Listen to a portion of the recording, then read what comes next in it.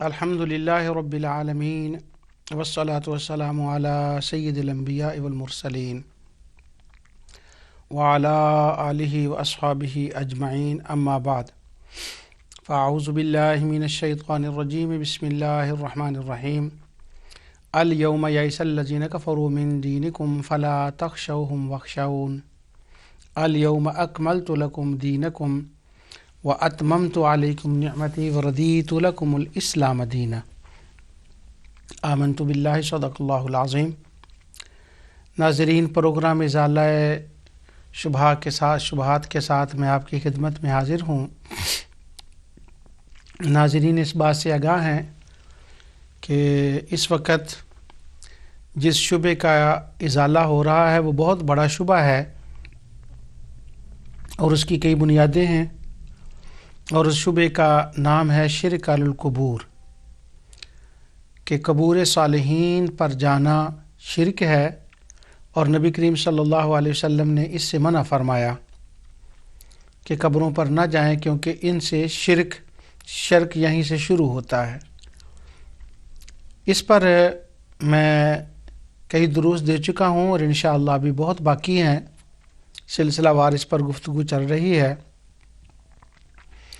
تو کتاب التوحید کے حوالے سے میں آپ کے سامنے بیان کر رہا ہوں کہ انہوں نے کن کے قبور صالحین پر جانے کو کس طرح سے شرک کہا اور کیا کیا دلائل دیے۔ وہ جو انہوں نے دلائل ذکر کیے ہیں، ان دلیلوں میں سے ایک دلیل اور ہے کہ شرک جو ہے وہ ممکن ہے امت محمدیہ صلی اللہ علیہ وسلم کے اندر۔ انہوں نے دلیل دی اور کچھ ایک دوسرے لوگوں نے بھی کہ کوئی بندہ کلمہ پڑھ کر شرک کر سکتا ہے، امت محمدیہ میں شرک ممکن ہے، اور وہ شرک قبور پر جانے سے ہوتا ہے۔ چونکہ شرک علی القبور کی بحث چل رہی ہے، اس لیے یہ جو دونوں باتیں ہیں کہ جو دو دلیلیں دی گئی ہیں کہ مسلمان شرک کر سکتے ہیں، ان دونوں دلیلوں کے اوپر میں اللہ تعالیٰ کی توفیق سے گفتگو کرتا ہوں۔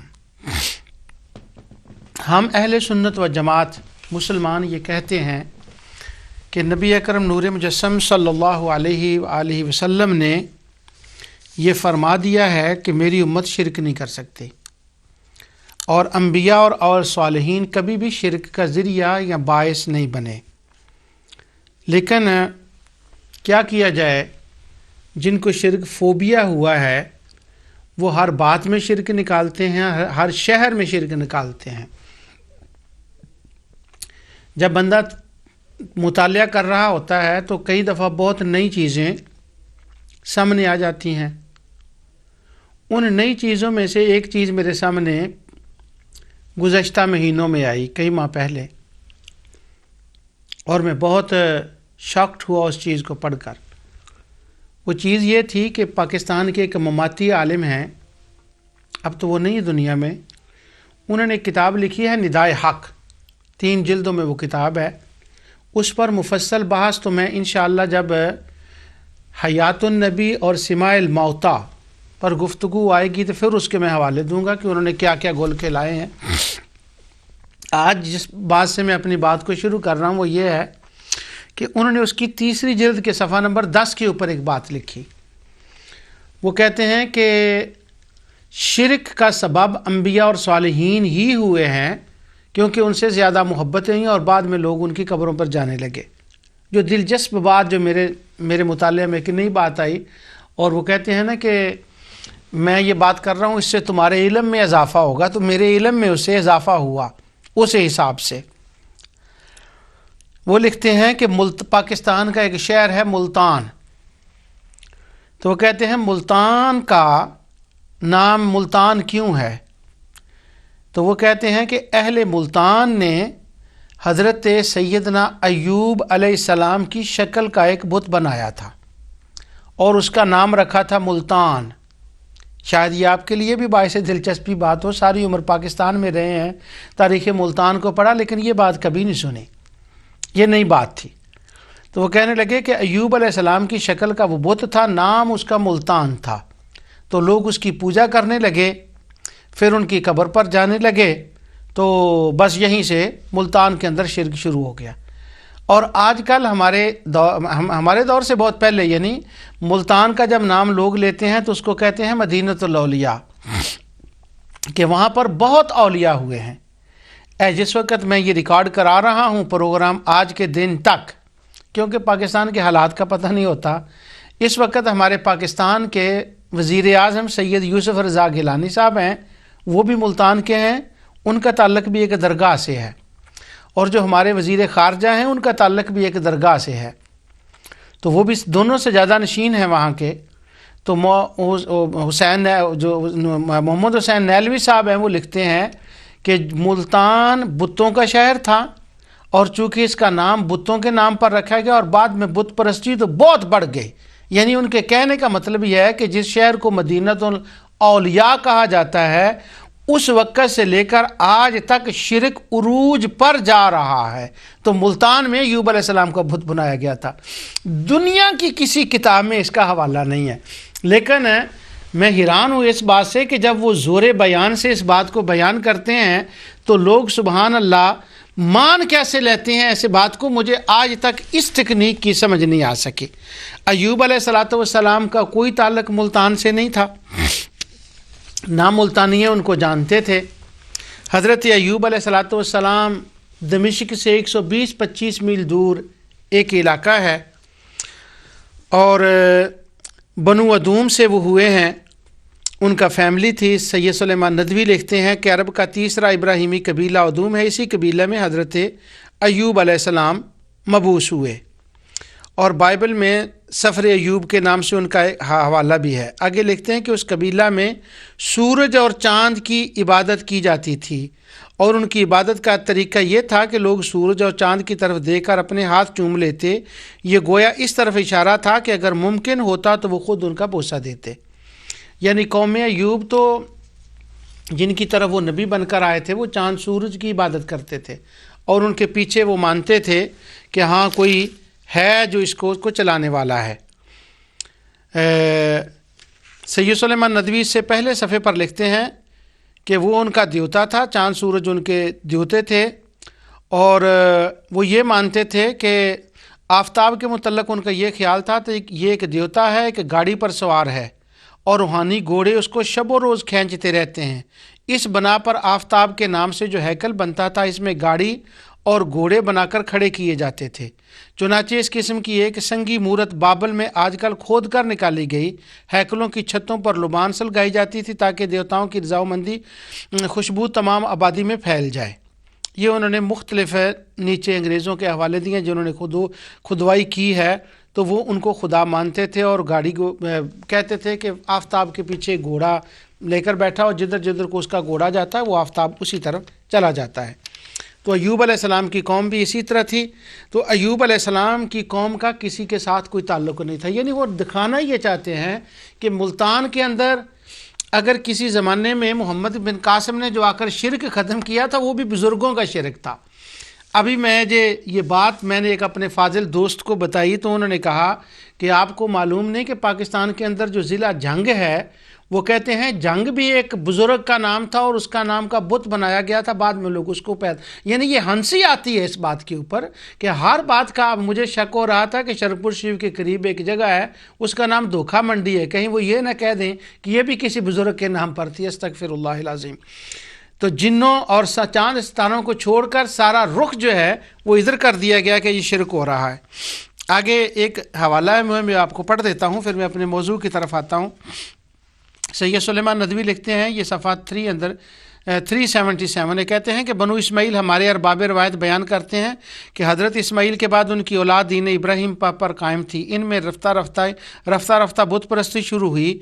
یہ اس طرح ہوا کہ خانہ کعبہ جو پتھروں سے بنا تھا ان کے نزدیک مقدس تھا، جب وہاں سے کسی اور مقام پر چلنے لگتے تو اس کا ایک پتھر اٹھا کر لے جاتے۔ بعد کو خانہ کعبہ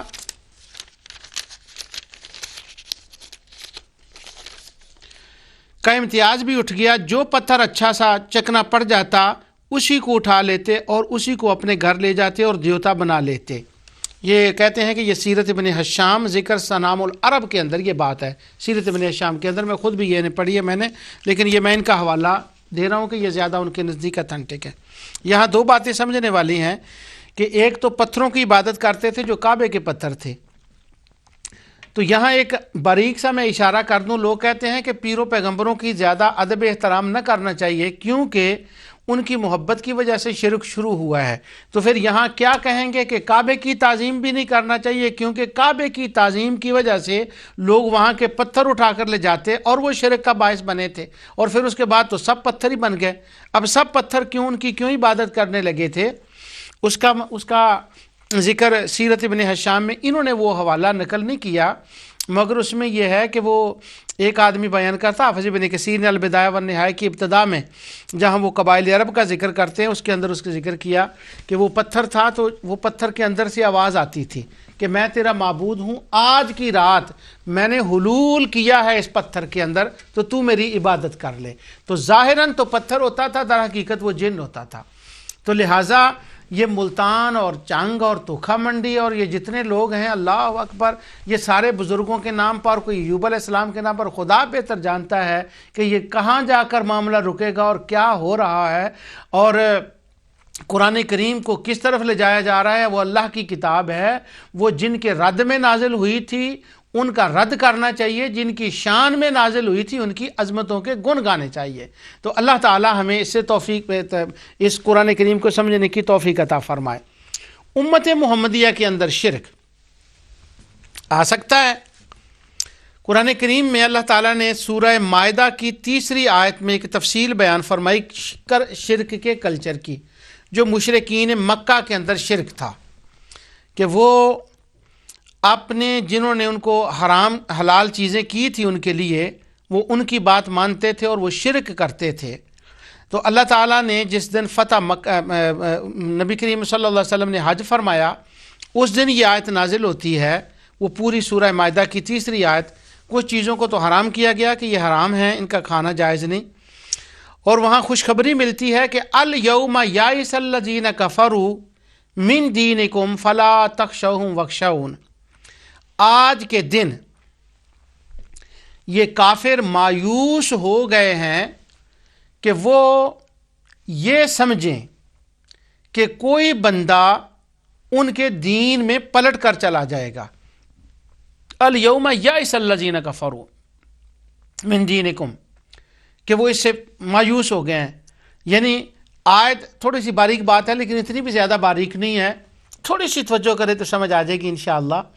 سورۃ مائدہ کی 3 آیت کے اندر شرک کا کلچر، اور شرک کا کلچر بیان کرنے کے بعد اللہ فرماتا ہے یہ جو صحابہ ہیں اس شرک کو چھوڑ کر آ گئے ہیں مسلمان، اب یہ لوگ اس سے مایوس ہو گئے ہیں کافر کہ یہ تم کو واپس شرک میں پلٹا دیں، اس کلچر میں لے جائیں۔ اس سے اشارتاً یہ بات، ابھی میں اشارہ کر رہا ہوں، وضاحت میں آگے جا کر کروں گا، اشارتاً اس سے یہ بات نکل رہی ہے کہ کافر اور مشرک، اور سب سے بڑا کافر کون ہے، لعین ملعون کون ہے، وَإِنَّ عَلَيْكَ اللَّعْنَةَ إِلَىٰ يَوْمِ الدِّينِ، جس کے اوپر شخصی طور پر اللہ نے قیامت تک اور اس کے ماننے والوں پر لعنت کی ہے، وہ شیطان ہے۔ تو معنی اس کا یہ ہے کہ شیطان مایوس ہو گیا ہے کہ وہ جو شرک کا کلچر عرب سے مسلمانوں سے ختم ہو گیا، اب دوبارہ پلٹ کر وہ کبھی مسلمانوں کے اندر نہیں آ سکتا۔ اس سے کافر بھی مایوس ہو گئے ہیں اور شیطان بھی اس سے مایوس ہو گیا ہے، جنات بھی اس سے مایوس ہو گئے ہیں، چڑیلیں بھی اس سے مایوس ہو گئی ہیں کہ وہ کبھی مسلمانوں کو شرک کے کلچر میں واپس نہیں لا سکتی۔ تو اس آیت سے اشارہ ملتا ہے کہ مسلمانوں کے اندر کبھی شرک نہیں ہو سکتا۔ ممکن ہے کسی کے ذہن میں یہ بات آ جائے کہ یہ نیا قسم کا استدلال ہے، بالکل نیا استدلال نہیں ہے، بڑا پرانا استدلال ہے۔ اٹھا کر دیکھیں امام طبری کی تفسیر کو، اٹھا کر دیکھیں حافظ ابن کثیر کی تفسیر کو، اور وہ کیا لکھتے ہیں۔ حافظ ابن کثیر نے یہاں پر جو لکھا ہے میں آپ کے سامنے وہ عرض کرتا ہوں، اور مصنف عبد الرزاق کو یہ وہ روایت یہ ہے کہ جب یہ آئی نا آیت کہ دین آج کے بعد یہ مایوس ہو گئے ہیں کافر کہ مسلمان ان کے شرک کلچر میں واپس پلٹ کر نہیں جائیں گے، یعنی شرک پلٹ کر کبھی اس امت میں نہیں آ سکے گا۔ تو نبی کریم صلی اللہ علیہ وسلم اس آیت کے نازل ہونے کے بعد شام کا وقت تھا تو آپ مسکرا پڑے۔ صحابہ نے عرض کیا یا رسول اللہ صلی اللہ علیہ وسلم کیوں مسکرائے ہیں؟ تو حضور علیہ الصلوۃ والسلام نے فرمایا میں مسکرایا اس لیے ہوں کہ عرفات کے اس کونے کے اوپر میں نے شیطان کو دیکھا، وہ چیخ چلا رہا تھا، وہ پیٹ رہا تھا، وہ رو رہا تھا، کہنے لگا آج میں ناکام ہو گیا، میں ناکام ہو گیا، میں ناکام ہو گیا۔ اب شیطان کے رونے کی وجہ ایک تو یہ بھی تھی ظاہراً کہ جو حاجیوں کے اللہ تعالیٰ نے ان کے سارے گناہوں کو معاف فرما دیا، ایک تو وہ تھا کہ خطائیں جو تھیں، جو لوگ حاضر تھے وہاں پر، نبی کے وسلم کی میں بات نہیں کر رہا، نعوذ باللہ من ذالک، ان کی خطائیں تھیں، اور دوسرا شیطان کے رونے کی بھی یہ وجہ تھی کہ وہ کہہ رہا تھا کہ الیوم یئس الذین کفروا من دینکم فلا تخشوہم واخشون، کہ آج دین مکمل ہو گیا ہے اور بما میرے چیلوں کے اب مایوس ہو گئے ہیں کہ اس امت کے اندر اور بیماریاں آئیں تو لاکھ بار آئیں پر شرک پلٹ کر کبھی امت محمدیہ کے اندر نہیں آ سکتا۔ وہ یہ تو شیطان بھی مایوس ہو گیا تھا اس دن۔ حافظ ابن کثیر نے اس روایت کے اندر اس آیت کی تفسیر کے اندر جو روایت ذکر کی ہے، اب میں وہ آپ کو پڑھ کر سناتا ہوں کہ کیا امت محمدیہ کے اندر شرک پلٹ کر آ سکتا؟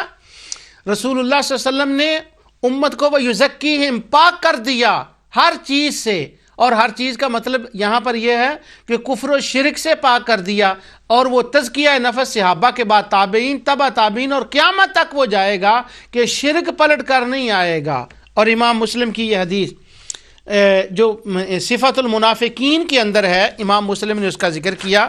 علامہ ابن کثیر نے الیوم یئس الذین کفروا من دینکم کی آیت کے اندر یہ تفسیر ذکر کی ہے۔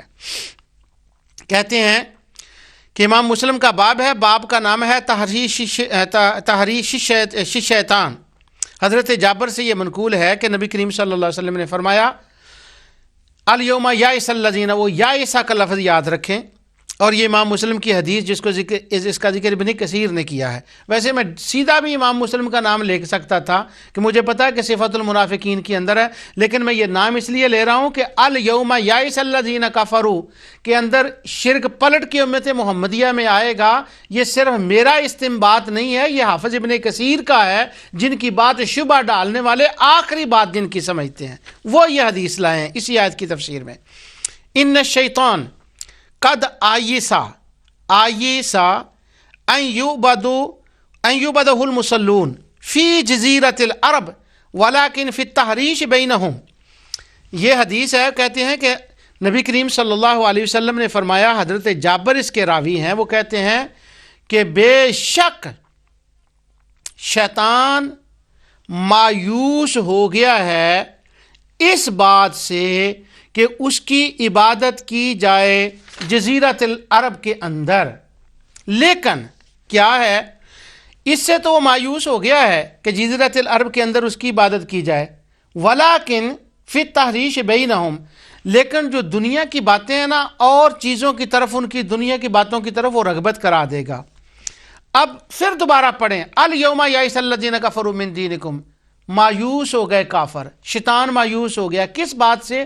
جزیرہ عرب کے اندر شرک نہیں ہوگا، جزیرہ عرب کے اندر اس کی عبادت نہیں ہوگی۔ کب تک؟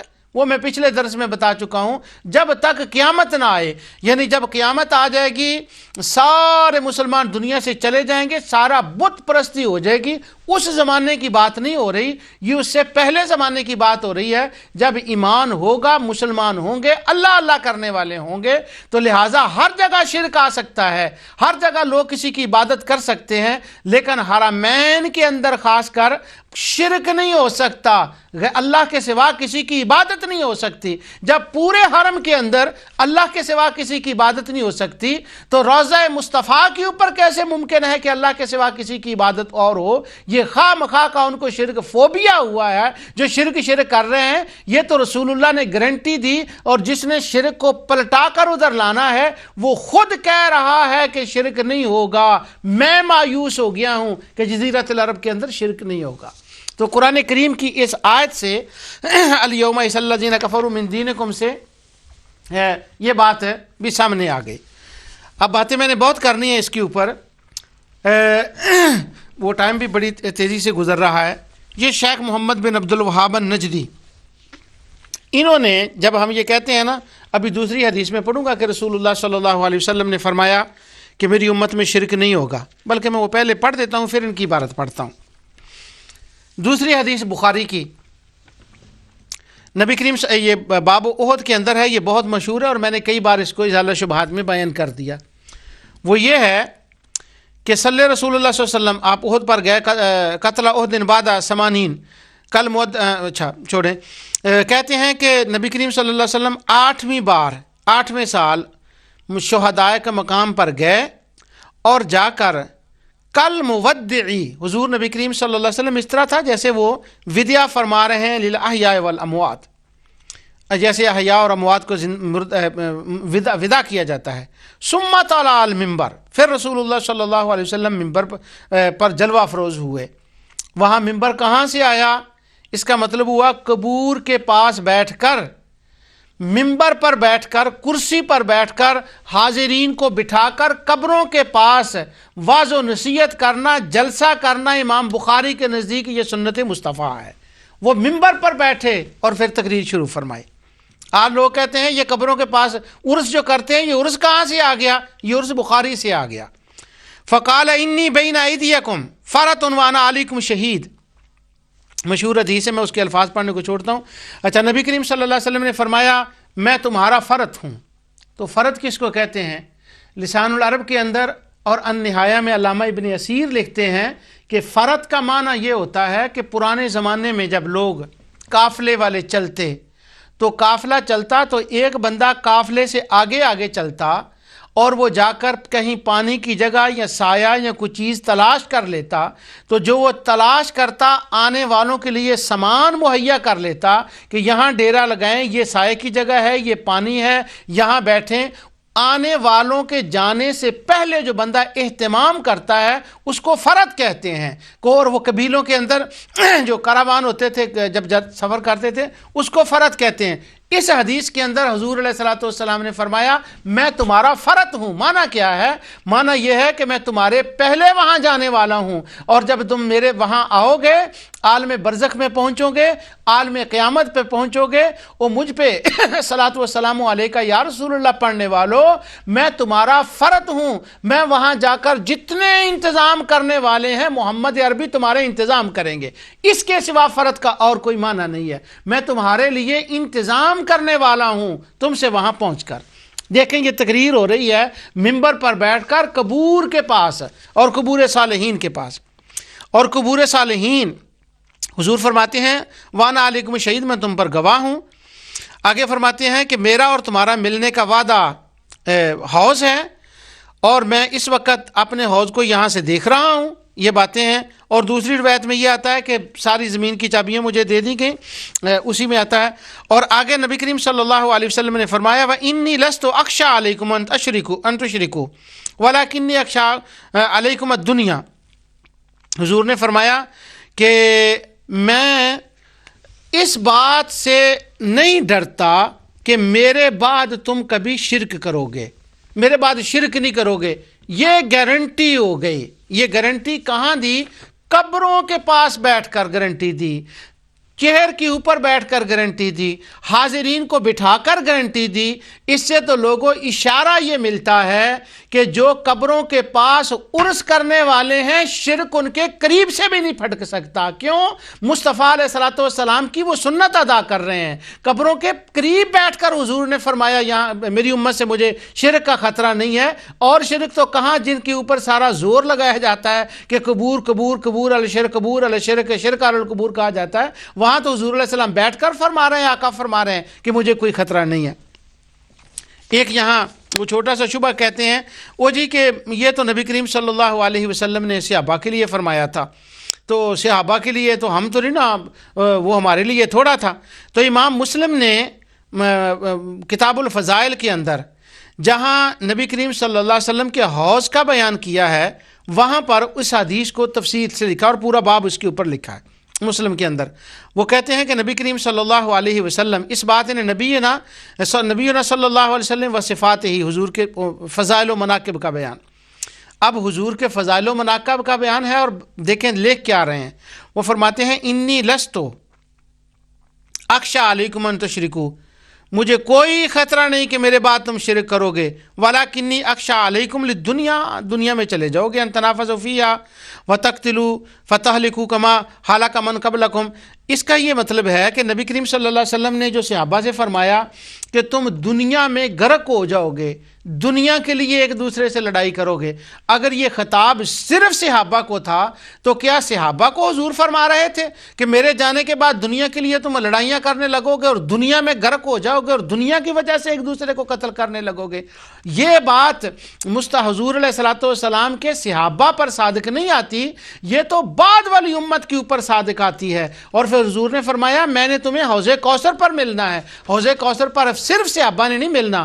تو یہ روایت ایک جگہ ایک صرف صحابہ کے لیے نہیں، حضور علیہ السلام کے صحابہ سے لے کر قیامت تک کے لیے ہے کہ شرک پلٹ کر امت مصطفیٰ میں دوبارہ نہیں آ سکتا. سبحان اللہ. تو شرک حضور علیہ الصلوۃ والسلام کے ہاں نہیں آ سکتا.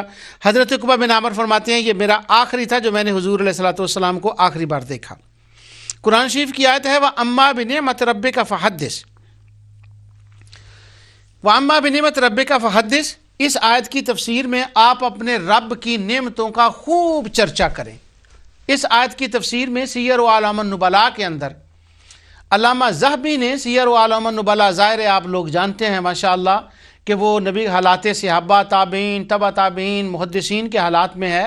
اس کے حوالہ جات میں عرض کرتا رہتا ہوں جب کوئی موضوع کے مطابق بات آتی ہے. انشاءاللہ آگے چل کر تو اس کے میں بہت حوالے دینے والا ہوں. جب یہ بات میں شروع کروں گا نا کہ صالحین کی قبور اللہ تعالیٰ کی حصول رحمت کا سبب اور ذریعہ ہوتی ہیں، وہ شرک کا سبب نہیں ہوتی. اس پر علامہ ذہبی کے سیر و اعلام النبلاء کے اور تہذیب التہذیب مزی کے میں حوالے عرض کروں گا اور احادیث سے انشاءاللہ. علامہ ذہبی نے جہاں نبی کریم صلی اللہ علیہ وسلم کا ذکر کیا وہ اما بنعمت ربک فحدث کی تفسیر میں فرماتے ہیں اللہ تعالیٰ نے فرمایا کہ میری جو نعمت ہے، تحدیث نعمت، اس کی دھوم مچا دو، لوگوں کو بتاؤ کہ اللہ نے مجھ پر کیا رحمت فرمائی ہے. تو علامہ ذہبی نے جو حضور پر رحمت فرمائی ہے اللہ تعالیٰ نے، اس کا ذکر کرتے ہیں کہ اللہ فرماتا ہے میں لوگوں کو بتاؤ. تو وہ کیا رحمت تھی کہ تم منبر پر کھڑے ہو جاؤ اور لوگوں کو بتاؤ کہ میرے بعد میں اس بات سے بے خوف ہوں، کسی نبی کو اللہ نے کچھ انعام دیا، کسی نبی کو اللہ نے کچھ انعام دیا، کسی کو کچھ انعام دیا، لیکن خدا نے مجھے یہ انعام دیا کہ میری امت کو شرک پروف امت بنا دیا، میری امت میں شرک پلٹ کر نہیں آئے گا. اللہ اکبر. تو وَأَمَّا بِنِعْمَةِ رَبِّكَ فَحَدِّثْ کی تفسیر میں علامہ ذہبی نے یہ لکھا. میں آپ کو اپنے بچپن کی ایک بات بتاؤں. جب میں چھوٹا تھا تو اس زمانے کی بات ہے جب میں قرآن شریف حفظ کرتا تھا. اس سے پہلے تو ممکن ہے اس سے کچھ اور بھی حالات اور طرح کے ہوں. میرے اس زمانے میں طالب علم کے زمانے میں گھڑیاں دو قسم کی تھیں. ایک گھڑی تھی جو غریب لوگ لیتے تھے، اور میں بھی غریب تھا، میرا ماں باپ بھی غریب تھا، تو وہ چھوٹی ایک گھڑی تھی. لیکن اس گھڑی کا یہ تھا کہ وہ جب میں غسل خانے میں جاتا، نہانے کے لیے، بات کرنے کے لیے جاتا، تو اس گھڑی کو اتار دیتا. مجھے آج تک یاد ہے وہ منظر کہ پاکستان کے اندر مساجد کے ساتھ جو جگہ بنی ہوتی تھی، لوگ نہاتے تھے آ کر وہاں پر، تو وہ گھڑی اتار کر وہاں رکھ دیتے تھے، اور بہت دفعہ وہ گھڑی چوری ہو جاتی تھی، ان کو یاد نہیں رہتا تھا اٹھانا. تو اب میں بھی گھڑی اتارتا تھا، وہ لوگ بھی گھڑیاں اتارتے تھے. تو وہ کیوں گھڑیاں اتارتے تھے؟ اس کی وجہ یہ تھی کہ گھڑیاں دو قسم کی تھیں. ایک گھڑی وہ تھی جو غریبوں کی تھی، ایک وہ تھی جو امیروں کی تھی. غریبوں کی گھڑی یہ تھی کہ اس گھڑی کے اندر آپ اس سے اگر بات کریں تو اس زمانے میں اس گھڑی کے اندر پانی چلا جاتا تھا، وہ خراب ہو جاتی تھی، بس وہ گھڑی ضائع ہو گئی، اس لیے لوگ اس کو اتار کر رکھ دیتے تھے. اس کے مقابلے میں دوسری گھڑی آ گئی. اب وہ جو دوسری گھڑی آئی تو اب تو خیر لوگ اس کا نام ہی بھول گئے. یہ میرے بچپن اس وقت ہم اس کا نام لیتے تھے واٹر پروف گھڑی، کہ یعنی اس کے اندر پانی نہیں جاتا. تو جب میری گھڑی وہ تھی نا جس کے اندر پانی نہیں جاتا تھا، تو میری بچپن خواہشوں میں سے ایک یہ بھی خواہش تھی کہ میں بچہ سوچا کرتا تھا کہ وہ دن کس دن آئے گا میں واٹر پروف گھڑی لوں۔ یہ واٹر پروف ذرا ہم انگلینڈ میں اس کو انگلش کو اس طرح سے بولتے ہیں واکنگ واٹر، ویسے ہمارے پاکستان میں یا دوسرے جگہ پر انگلینڈ کے باہر واٹر یا وغیرہ کہتے ہیں، تو میں ذرا اس کو یہاں کے حساب سے بول رہا ہوں۔ تو میری یہ خواہش تھی واٹر پروف گھڑی ملے، تو وہ واٹر پروف جو گھڑی تھی اس کے اندر پانی نہیں جاتا تھا۔ اب تو سب گھڑیاں واٹر پروف ہو گئیں، تو پھر کمپنی والوں نے ایک گھڑی بنا دی جو واٹر پروف گھڑی بن گئی کہ اس کے اندر پانی نہیں جائے گا۔ پھر لیڈروں کے اوپر حملے ہونے لگے، کاروں کے اوپر گولیاں چلنے لگیں، تو امریکہ نے ایک گاڑی بنا دی جس کا نام تھا بلٹ پروف، یعنی باہر سے گولی ماریں، بلٹ ماریں تو بلٹ کا گولی کا اس کے اندر اثر نہیں ہوتا تھا۔ تو امریکہ کی کمپنی نے بلٹ پروف کا کار بنائی ہے، اور ان گھڑی کی کمپنی والوں نے واٹر پروف کار بنائی ہے۔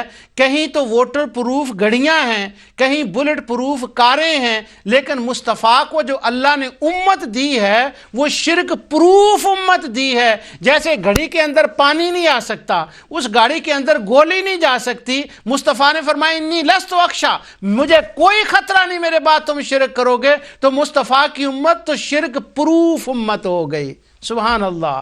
گھڑی ہوتی ہے واٹر پروف، کار ہوتی ہے بلٹ پروف، اور مصطفیٰ کی امت ہے شرک پروف۔ اور جب گاڑی کے اندر ایک امریکہ والے گاڑی بنائیں تو وہ کہہ دیں اس کے اوپر گولی اثر نہیں کرے گی، گولی اندر نہیں جائے گی، تو ہم مان لیں۔ گڑیوں والے کہیں پانی اندر نہیں جائے گا تو ہم مان لیں۔ تو جب مصطفیٰ کہیں کہ میری امت کے اندر شرک نہیں آئے گا، یہ شرک پروف امت ہے، تو مصطفیٰ کی بات ہم گھڑی کی کمپنی کے برابر بھی نہیں مانتے، امریکہ والوں کے برابر بھی نہیں مانتے، اور یہ تو مصطفیٰ کی گارنٹی ہے کہ شرک پروف امت ہے۔ سبحان اللہ۔ پانی ہوتے ہیں مختلف، یہاں ہمارے انگلینڈ میں دوائیاں ہوتی ہیں یا عطر ہوتے ہیں، تو جب آپ جاتے ہیں نا، یہاں ہم شاپنگ کے لیے جاتے ہیں سعودی عرب میں بھی، دبئی میں بھی، کویت میں بھی، تو وہ کہتے ہیں یہ الکاہولک فری ہے، یعنی اس کے اندر، اس دوائی کے اندر وہ الکاہول نہیں ہے، الکاہول فری ہے، یعنی حرام نہیں ہے اس کے اندر نہیں ہے، یہ فری ہے، الکاہول فری ہے، اس کے اندر وہ نہیں ہے، کوئی ایسی چیز نہیں داخل نہیں ہوئی، آ نہیں سکتی، نہیں ہے اس کے اندر پڑی ہوئی نہیں ہے۔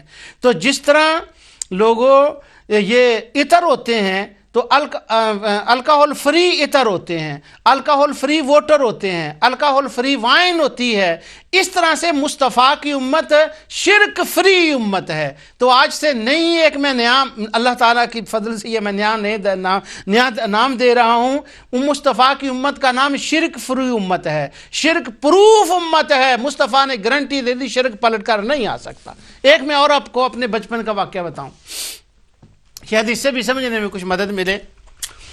جب میں چھوٹا سا تھا تو شرکپور شریف میں پڑھا کرتے تھے، قرآن شریف حفظ کرتے تھے، تو اس زمانے میں دیواروں کے اوپر ایک چیز لکھی ہوتی تھی، اور ہم اس کو بڑا دیکھتے، اتنی سمجھ نہیں تھی اس وقت، تو وہ دیواروں کے اوپر بڑے بڑے اشتہار ہوتے تھے، ویسے دیواروں کے اوپر لکھا ہوتا تھا، وہ کہتے تھے جو پاکستان کا ہیلتھ ڈپارٹمنٹ ہے نا، جو محکمہ صحت ہے، ان کی طرف سے تھا وہ اشتہار ہوتا تھا۔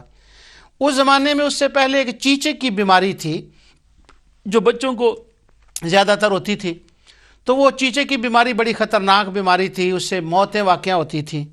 تو اللہ تعالیٰ نے رحم فرمایا، اور جو حکیم تھے، جو ڈاکٹر تھے، جو فارماسٹ تھے، ان کو یہ بتلا دیا کہ یہ دوائی چیچک کے لیے جو ہے نا، وہ چیچک کو شفا ہے اس کے لیے، تو وہ ایک دوائی بنا لی گئی۔ تو اس کے بعد کہا گیا کہ یہ جی اب چیچک نہیں ہوگی، جو چیچک کا مریض ہو اس کو وہ دیتے، وہ ٹھیک ہو جاتا۔ اور جب انہوں نے اس کو کہتے ہیں لینگویج میں، محکمہ ہیلتھ کی لینگویج میں کہتے ہیں کہ فلاں بیماری کے اوپر کنٹرول ہو گیا۔ اب سائنس یہ تحقیق کر رہی ہے کہ ہر بیماری کے اوپر کنٹرول ہو، پتہ نہیں یہ کب کیا ہوگا، اللہ بہتر جانتا ہے۔ تو وہ کہتے تھے ہم نے چیچک کے اوپر کنٹرول کر لیا۔ تو محکمہ ہیلتھ کی طرف سے وہ پوسٹر لگے ہوتے تھے، دیواروں کے اوپر لکھا ہوتا تھا اگر کوئی بندہ یہ ثابت کر دے کہ چیچک پاکستان کے اندر فلاں بچے کو ہے، فلاں بوڑھے کو ہے، تو اس کو 10,000 روپیہ انعام۔ اس زمانے کا 10,000 آج سے شاید 2 لاکھ سے بھی زیادہ ہو، تو وہ کہنے لگے 10,000 روپیہ انعام اس شخص کو جو یہ ثابت کر دے کہ چیچک کا کوئی مریض پاکستان میں ہے۔ اب محکمہ ہیلتھ والے کہہ رہے تھے چیچک کا مریض نہیں، کیوں؟ وہ کہتے تھے دوائی کی گارنٹی ہے، چیچک ختم ہو گئی، اس دوائی کی وجہ سے چیچک پلٹ کر نہیں آ سکتی، ہم نے سپرے کر دیں، وہ جس وجہ سے چیچک ہوتی ہے وہ بیماری ختم ہوگی۔ لوگوں، اگر محکمہ ہیلتھ والے بیماری پہ کنٹرول کر کے وہ چیچک کے اتنا کنٹرول کریں کہ وہ کہیں چیچک پلٹ کر پاکستان میں نہیں آ سکتی، تو مصطفیٰ نے تو منبر پہ کھڑے ہو کر فرمایا لوگوں میں محمد ہو کر گارنٹی دیتا ہوں، اور بیماریاں لاکھوں آئیں، جھوٹ آئے، بے نمازی کی امت میں بیماری آئے تو آئے، پر شرک کی بیماری مصطفیٰ کی امت میں دوبارہ نہیں آ سکتی۔ سبحان اللہ، کیوں نہیں آ سکتی؟ شرک کی بیماری کیوں نہیں دوبارہ آ سکتی؟ اس لیے کہ شرک جو ہے یہ ایک بڑی بری چیز ہے۔ اس کے بارے میں اللہ تعالیٰ نے فرمایا کہ اللہ تعالیٰ ان اللہ لا یغفر ان یشرک بہ ویغفر ما دون ذلک لمن یشاء ومن یشرک باللہ، اللہ اس کو معاف نہیں فرماتا۔ اور شرک کا معنی کیا ہے؟ ان چیزوں کو اللہ تعالیٰ کا شریک کرنا۔ پہلی امتوں میں کیا ہوتا تھا کہ جب وہ نبی دنیا میں تشریف فرما ہوتے، موسیٰ علیہ السلام سے پہلے نبی تشریف فرما ہوتے تو لوگوں کو وہ بچا لیتے، جب وہ لوگ بچ جاتے جو ایمان والے تھے ان کے ساتھ، والذین آمنوا معہ، جو ان کے ساتھی تھے وہ بچ جاتے، باقی تباہ ہو جاتے، اور جو وہ بچے ہوتے تھے ان کی آگے نسل چلتی، نبی دنیا سے چلے جاتے تو انہیں کی نسل میں پھر آگے وہ شرک کی بیماری پلٹ کر اسی قوم میں پھر آ جاتی۔ پھر کیا ہوتا؟ پھر ایک اور نبی آتا، وہ نبی آتا اور اس کے کیور کرتا، اس شرک کی بیماری سے ان کا علاج کرتا، وہ لوگ ٹھیک ہوتے، وہ نبی تشریف لے جاتے، وہ چلے جاتے۔ پھر کیا ہوتا کہ پھر دوسرا نبی آتا، پھر وہ شرک کرنے لگتے، پھر نبی آ گیا، پھر اس نے ختم کر دیا۔ اب چونکہ نبی کریم جو شرک ہے یہ اتنی بری بیماری ہے کہ اس کا کیور نبی کے بغیر نہیں ہوتا تھا، تو اللہ تعالیٰ نے نبی کریم صلی اللہ علیہ وسلم کو آخری نبی بنا کر بھیجا۔ اب حضور کے بعد کو تو نبی نہیں آنا تھا، اگر شرک پلٹ کر آ جاتا تو پہلے تو نبی آ کر اس شرک کی بیماری کو ختم کرتے تھے۔ اب چونکہ حضور علیہ السلام کے بعد نبی نہیں آنا تھا تو اللہ نے مصطفیٰ کو شرک فری امت دے دی، شرک پروف امت دے دی، کہا اے حبیب تیرے بعد نبی کوئی نہیں، اور اگر شرک کی بیماری آ گئی تو نبی لانا پڑے گا، تو نبی تو آنا نہیں کیونکہ وہ تو خاتم النبیین ہے، میں تمہاری امت کے اندر سے شرک کی بیماری کو ختم کر دیتا ہوں، جا اعلان کر دے۔ تو مصطفیٰ نے اعلان کر دیا مجھے تم سے کوئی شرک کا خطرہ نہیں، ہاں قتل کرو گے دنیا کے لیے، جھوٹ بولو گے، ساریاں بیماریاں آ جائیں گی، پر شرک کی بیماری نہیں آئے گی۔ اس کی ایک ایگزامپل میں ساتھ دے دوں، وہ یہ ہے قرآن کریم ہے۔ تو پہلی امتیں جو تھیں ان اللہ تعالیٰ انبیاء پر کتاب نازل فرماتا، تو اللہ تعالیٰ فرماتا ہے بِمَسْتُحْفِظُوا مِنْ کتاب اللہ وَقَانُوا عَلَيْهِ شُهَدَاءَ، کہ کتاب نازل ہوئی، اور کتاب نازل ہونے کے بعد لوگوں نے پڑھا، اور جب وہ دنیا سے نبی تشریف لے گئے تو یحرفون الکلمہ، وہ لوگ کیا کرتے اس کتاب کے اندر تحریف کر دیتے، اور وہ تعریف معنوی بھی ہوتی تھی اور وہ تعریف لفظی بھی ہوتی تھی۔ آج بائبل کے اندر جو تحریف ہے یہ معنوی بھی ہے اور لفظی بھی ہے۔ اللہ تعالیٰ نے قرآن کریم میں فرمایا فَوَيْلٌ لِّلَّذِينَ يَكْتُبُونَ الْكِتَابَ بِأَيْدِيهِمْ ثُمَّ يَقُولُونَ هَٰذَا مِنْ عِندِ اللَّهِ، یہ لوگ اپنے ہاتھوں سے لکھتے تھے، بائبل کے بارے میں ہے کہ اپنے ہاتھوں سے لکھتے یہود، اور پھر یہ کہتے کہ یہ اللہ تعالیٰ کا کلام ہے۔ تو اللہ تعالیٰ فرماتا ہے فَمَنِ افْتَرَىٰ عَلَى اللَّهِ الْكَذِبَ، یہ اللہ پہ جھوٹ باندھتے ہیں، اللہ کا تو وہ کلام ہی نہیں ہے، اپنے ہاتھ سے لکھا ہوا کلام، اور کچھ میں تعریف کر دیتے، کچھ داخل کر دیتے، کچھ اسے نکال دیتے۔ اب وہ اس طرح سے کرتے، جب اس کتاب کو وہ تغیر و تبدل اس کے اندر کر دیتے تو پھر اس کے بعد ایک دوسرے نبی تشریف لاتے۔ جب وہ دوسرے نبی تشریف لاتے تو اللہ تعالیٰ کیا فرماتا کہ اس نبی پر دوسری کتاب نازل فرما دیتا، جب دوسری کتاب اس نبی کے اوپر آتی تو وہ اس کی تصحیح فرما دیتے، پھر وہ کتاب کو بدل دیتے، پھر اور نبی آ جاتا۔ اب قرآن کریم جب نازل ہوا تو اللہ تعالیٰ نے فرمایا کہ پہلے تو یہ تھا کہ لوگ کتاب کو بدلتے، دوسرا نبی آ کر اس کی تصحیح فرما دیتا، اب قرآن کے بعد، مصطفیٰ کے بعد تو قیامت تک کسی نبی نے نہیں آنا۔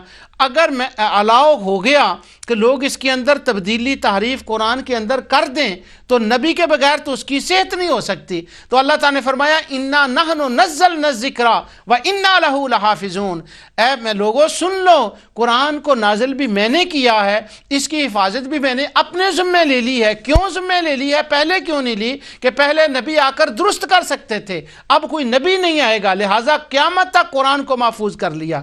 یہ دو جرم ایسے ہیں کہ اگر شرک آ جائے تو نبی آ کر درست کرتا ہے، کتاب میں تبدیلی آ جائے تو نبی آ کر درست کرتا ہے، لیکن چونکہ یہ دونوں جرم ناممکن تھی ان کی اصلاح، اس لیے اللہ تعالیٰ نے ان دونوں جرم ہونے سے امت کو محفوظ کر لیا کہ یہ دو کام وہ نہیں کر سکتے، نہ تبدیلی کر سکتے ہیں کتاب کے اندر اور نہ ہی وہ شرک کر سکتے ہیں۔ تو رسول اللہ صلی اللہ علیہ وسلم کی وہ حدیث اب میں دوبارہ آپ کے سامنے پڑھتا ہوں، پھر اگلی بات میں کرتا ہوں۔ شیخ نجدی کا جو استدلال ہے کہ امت مشرک ہو سکتی ہے، پھر میں وہ آگے کرتا ہوں، اور اگلے درس میں انشاءاللہ میں اس پر مزید تفصیل کروں گا، کیونکہ جو کہتے ہیں نا کہ امت شرک کر سکتی ہے، وہ آیت استدلال لاتے ہیں وما یؤمن اکثرهم باللہ الا وهم مشرکون، اکثر مومن مشرک ہی ہوتے ہیں، نعوذ باللہ من ذالک۔ اس پر میں اگلے درس میں گفتگو کرنے والا ہوں انشاءاللہ۔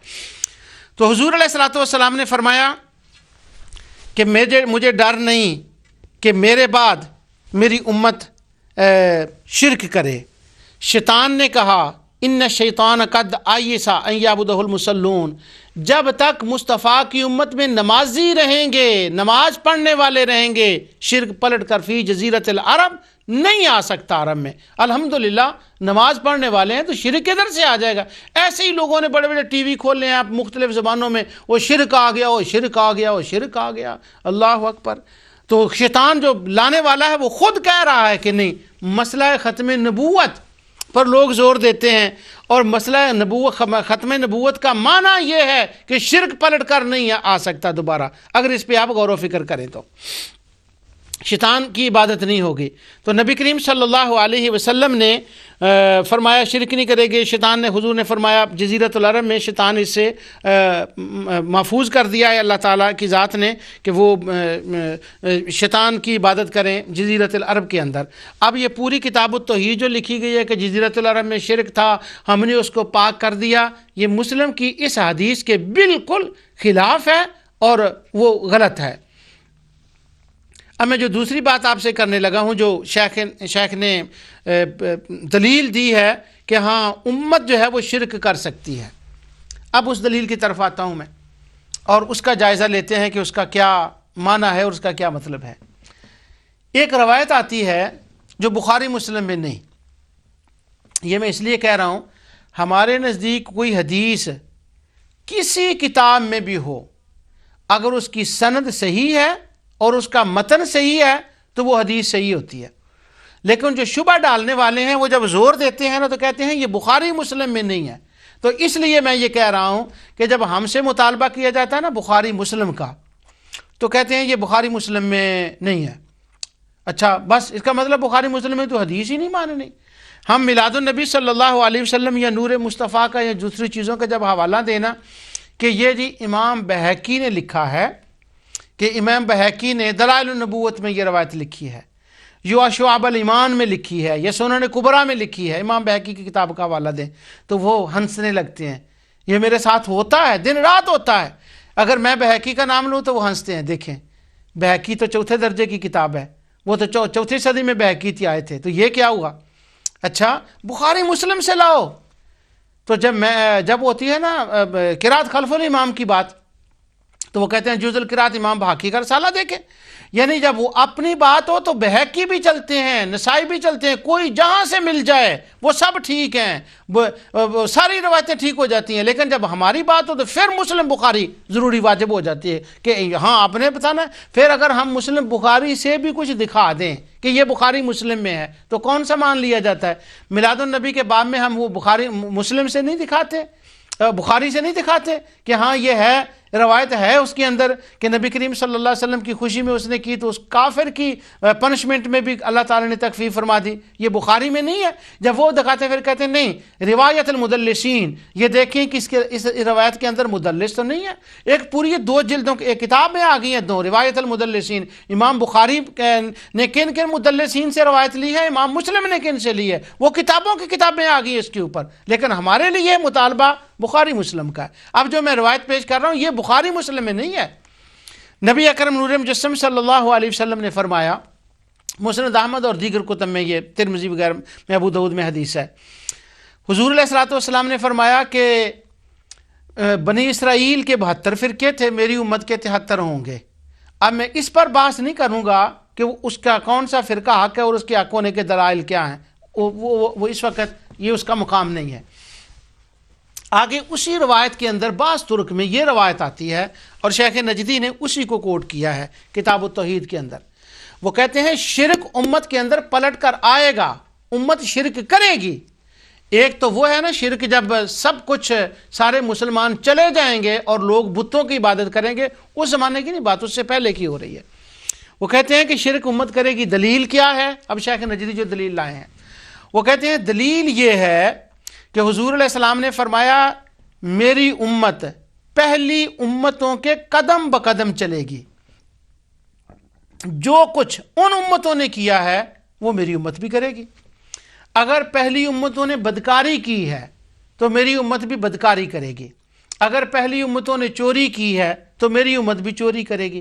اگر پہلی امتیں کو غار کے اندر غار میں گھس گیا ہے تو میری امت کا کوئی فرد بھی غار کے اندر گھس جائے گا. لہٰذا تم ان کے قدم بقدم چلو گے، ان امتوں کے جیسے پہلے تھے.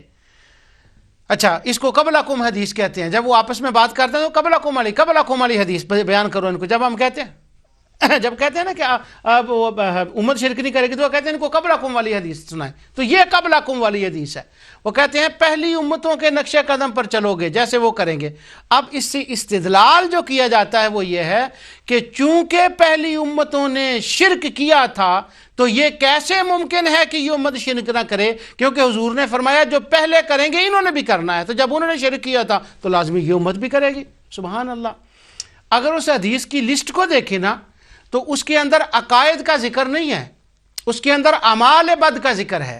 معنی یہ ہے کہ جو انہوں نے اعمال بد کیے ہیں وہ یہ امت بھی کرے گی. عقائد کا ذکر نہیں ہے. اور ہر بات یہ نہیں ہے کہ جو امت نے کی ہے اس نے بھی کرنی ہے، اس سے کوئی استثنائی صورت ہے ہی نہیں، کسی کو چھوڑے گی نہیں. شرک ان چیزوں میں آتا ہے کہ ہاں کہ باقی پہلی امتوں کے مطابق کریں گے، شرک پلٹ کر نہیں آئے گا کیونکہ دوسری روایات آ گئی ہیں. اب میں اس کے اوپر دلیل دیتا ہوں اللہ تعالیٰ کی توفیق سے. اگر اس روایت کا یہی مطلب ہے جو شیخ نجدی اور دوسرے خوارج لیتے ہیں کہ جو کچھ پہلی امتوں نے کیا اس امت نے کرنا ہی کرنا ہے، تو قرآن کو پڑھیے. اللہ تعالیٰ فرماتا ہے وَيَقْتُلُونَ النَّبِيِّينَ بِغَيْرِ الْحَقِّ. پہلی امتیں تو وہ تھیں کہ انہوں نے بغیر کسی وجہ کے انبیاء کو شہید کر دیا. تو اگر پہلی امتوں والا ہر کام اس امت نے کرنا ہے تو بتائیں کیا یہ امت قتل انبیاء کرے گی؟ نعوذ باللہ. یہ انبیاء کو شہید کرے گی یہ امت؟ کیوں کہ تمہارے مطابق تو جو انہوں نے کیا ہے وہ ہر کام کرنا ہے نا. اگر ہر میں شرک آتا ہے تو ہر میں قتل انبیاء بھی تو آتا ہے کہ قرآن نے اس کا ذکر کیا ہے. وَيَقْتُلُونَ النَّبِيِّينَ بِغَيْرِ الْحَقِّ وَيَقْتُلُونَ الْأَنْبِيَاءَ بِغَيْرِ حَقٍّ. انہوں نے قتل کیا، شہید کیا انبیاء علیہ السلام کو. کتنے انبیاء جن کو شہید کیا. تو کیا یہ امت شہید کرے گی؟ نہیں، یہ وہ امت تو شہید نہیں کر سکتی. اس سے یہ امت مستثنا ہے. کیوں؟ امت اس نے نبی کو ہی نہیں آنا. اچھا، دوسرا جرم سن لو جو پہلی امتوں نے کیا. پہلی امتیں یہ جرم کرتی تھیں کہ اللہ تعالیٰ نے جو کتاب ان کے اوپر نازل کی اس کے اندر تحریف کرتی تھی، لفظی اور معنوی. لفظی کا میں خاص لیے لفظ بول رہا ہوں. لفظی تحریف کرتی تھی، اڑا دیتی تھی آیات کو، نکال لیتی تھی، اس کی جگہ نہیں وہ آیات لکھتی تھی. تو وہ امت تو تحریف کرتی تھی کتاب کے اندر. تو جو یہ تمہارا استدلال ہے اس روایت سے قبلکم والی، جو ان کی زبان میں اس کا نام ہے قبلکم، وہ جو قبلکم روایت ہے کہ جو پہلی امت کرے گی اس امت نے بھی کرنا ہے، تو ان امتوں نے تو کتابوں کے اندر تحریف کی ہے. تو کیا یہ امت بھی کتاب کے اندر تحریف کرے گی؟ نہیں جی، یہ امت تو تعریف نہیں کرے گی. کیوں نہیں کرے گی؟ اِنَّا نَحْنُ نَزَّلْنَا الذِّکْرَ وَإِنَّا لَهُ لَحَافِظُونَ. اس کے لیے ایک استثنائی صورت آ چکی ہے کہ وہ اللہ حفاظت فرمائے گا امت لاکھوں جرم اور کرے تو کرے، کتاب کی تحریف نہیں کرے گی، امت اور لاکھوں جرم کرے تو کرے، انبیاء کو شہید نہیں کرے گی۔ کیوں؟ نبی نہیں آئے گا۔ حفاظت قرآن خود خدا نے اپنے ذمہ لے لی ہے۔ تو جس طرح سے قتل انبیاء اس امت سے ممکن نہیں ہے، جس طرح تحریف قرآن اس امت سے ممکن نہیں ہے، اسی طرح رسول اللہ صلی اللہ علیہ وسلم نے ممبر پہ کھڑے ہو کر باب احد کے قبرستان کے قریب ممبر پر بیٹھ کر اعلان فرمایا لوگوں سن لو، میں فرت ہوں، وانا علیکم شہید، میں تم پر گواہ ہوں، وانی لست اخشی علیکم ان تشرکو، مجھے کوئی ڈر نہیں کہ تم میرے بعد شرک کرو گے، ہاں جو ڈر ہے وہ اس بات کا ہے کہ تم دنیا میں چلے جاؤ گے۔ تو جس طرح سے وہ اب معنی یہ نکلے گا کہ اس حدیث کا مطلب جو حضور نے فرمایا کہ تم قدم بہ قدم چلو گے، اس کے اندر عقائد کا ذکر نہیں ہے، اس کے اندر اعمال کا ذکر ہے۔ پہلی قوموں نے تو اللہ تعالیٰ کی اولاد بھی بنائی ہے، تو نعوذ باللہ کیا یہ امت بھی اللہ تعالیٰ کی اولاد بنائے گی؟ جس طرح وہ صورت سے ساری ان جرائم سے یہ امت مستثنا ہے، اسی طرح شرک سے یہ امت بھی مستثنا ہے۔ تو اس امت کا نام فری شرک امت ہے، اس امت کا نام شرک پروف امت ہے، کیونکہ اس کی گارنٹی آقا دو جہاں صلی اللہ علیہ وسلم نے عطا فرما دی ہے۔ ہم 50 پاؤنڈ کا کیمرہ لیتے ہیں، اس کی گارنٹی ایک کمپنی دے دیتی ہے، تو ہمیں اس کمپنی کے اوپر اعتماد ہوتا ہے۔ اگر 50 پاؤنڈ کے کیمرے کے اوپر کمپنی کی گارنٹی کا اعتماد ہے تو وما ینطق عن الہوا ان ہوا الا وحی یوحی، جس کی زبان ہے ان کے اوپر اعتبار کیوں نہیں؟ انہوں نے فرمایا میری امت شرک نہیں کرے گی، شرک نہیں کرے گی، شرک نہیں کرے گی، اور شیطان مایوس ہو گیا کہ جزیرۃ العرب کے اندر اس کی عبادت کی جائے۔ جو کچھ میں نے کہا اللہ تعالیٰ اس کو اپنے حبیب علیہ السلام کے صدقے سے قبول فرمائے۔ وما علینا الا البلاغ۔